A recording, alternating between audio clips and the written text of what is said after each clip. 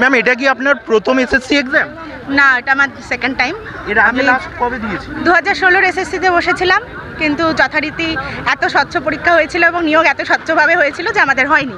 অন্যদিকে একটা জিনিস আমরা দেখতে পেলাম, 2016 সালের পুরো প্যানেল বাতিল হয়ে গেল। হ্যাঁ, সেই বিষয়ে যদি কিছু বলেন। এই যে দেখতেই পাচ্ছেন যে আজকে এত স্বচ্ছতার পরীক্ষা হচ্ছে, কিন্তু পরীক্ষাটা আমরা স্বচ্ছভাবে দিলেও নিয়োগ স্বচ্ছভাবে এসএসসি নিতে পারেনি, এবং এবারও নিতে পারছে কিনা সেটা যথেষ্ট সন্দেহ আছে, কারণ তারা নিজেরাই সন্দেহ প্রকাশ করেছে যে তারা কতটা কনফার্ম।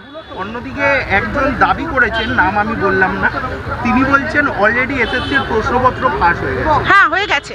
আমাদের কাছেও মেসেজ এসছে অনেক রকমভাবে, মানে আমার কাছে ব্যক্তিগত প্রশ্ন আউটের মেসেজ আসেনি, কিন্তু ওই মেসেজগুলো এসছে যেখানে 14 লাখ 15 লাখ চাওয়া হচ্ছে অনেকের কাছে, কিংবা কোথাও নিয়ে যে পরীক্ষা দেওয়ানো হবে, মানে কোশ্চেন পড়ানো হবে। তারপর এত তো নিরাপত্তা বাড়ানো হয়েছে, প্রশ্নপত্রে এত নতুন বদল আনা হয়েছে, স্বচ্ছ করে কি পরীক্ষা হবে?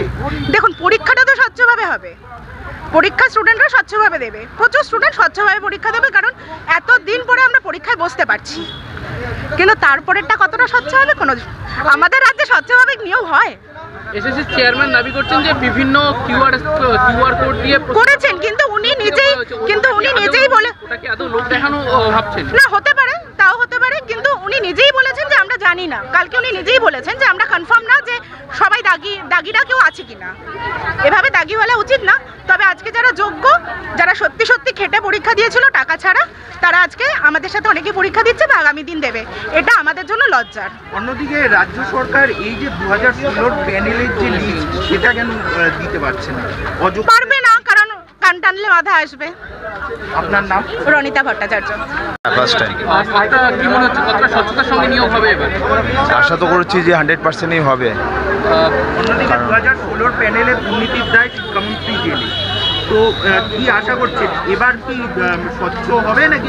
আশা তো করছি, যেহেতু সুপ্রিম কোর্ট এখানে হস্তক্ষেপ করেছে, আশা করছি যে স্বচ্ছতার সাথে হবে। গুজব ছড়িয়েছে যে প্রশ্নপত্র লিক। দেখুন, ওইটা তো অনেক কিছু হবে, কিন্তু এক্সামের পরে বোঝা যাবে কি হয়েছে, আগের থেকে বলা যায় না। না না না, এটা কাম দিচ্ছি না। পজিটিভ কল্যাণী। আপনার নাম? আনন্দ সরকার,